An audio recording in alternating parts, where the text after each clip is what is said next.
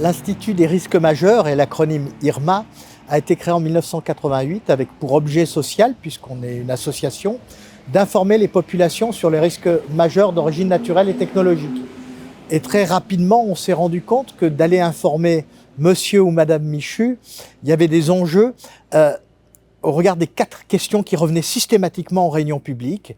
C'est leur faire prendre conscience de ce que sont la nature des risques sur le territoire où ils vivent, le bassin de vie sur lequel opère le SMAGA, mais c'est également les modalités d'information sur les consignes de sécurité qui relèvent des maires.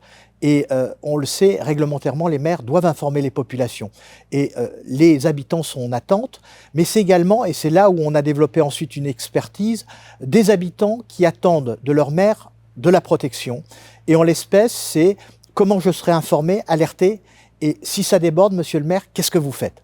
Et c'est comme ça que l'IRMA, il y a 30 ans, s'est mis à travailler sur le sens qu'on doit donner aux consignes de sécurité.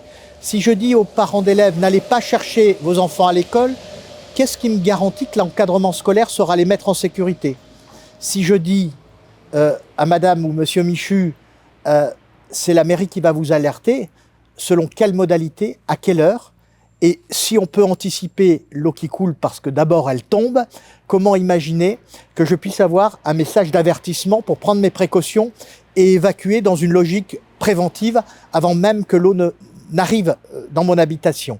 Donc on accompagne aujourd'hui les collectivités à se préparer à faire face à des situations critiques aux côtés des maires, de l'État, des acteurs qui portent des papis comme le SMAGA, et bien sûr on va à la rencontre des habitants pour créer les conditions d'une sécurité, de leur sécurité, à la croisée de la sauvegarde et de la culture du risque. Alors, l'enjeu sur les territoires, c'est d'imaginer que demain, une inondation se produira. Ça n'arrive pas qu'aux autres.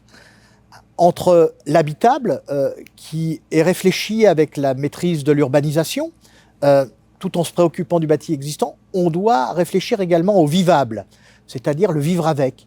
Et si un événement survient, il va falloir préparer les collectivités à faire face à une situation de crise. Et ça passe par des dispositifs, là aussi réglementaires, qui aident les maires à prendre les bonnes décisions d'anticipation pour gérer l'urgence. Ça s'appelle des plans communaux de sauvegarde. On a aussi à l'échelle du bassin de vie des plans intercommunaux de sauvegarde qui doivent favoriser la préparation de la solidarité et de l'entraide intercommunale que nous encourageons sur l'ensemble des bassins de vie du département du Rhône. En l'espèce, pour opérer, c'est un peu comme au foot. Avant d'aller en compétition, il faut s'entraîner. Et à l'heure où les équipes municipales vont être renouvelées en 2026, il y a un enjeu à mobiliser sur nos sujets ces équipes municipales renouvelées.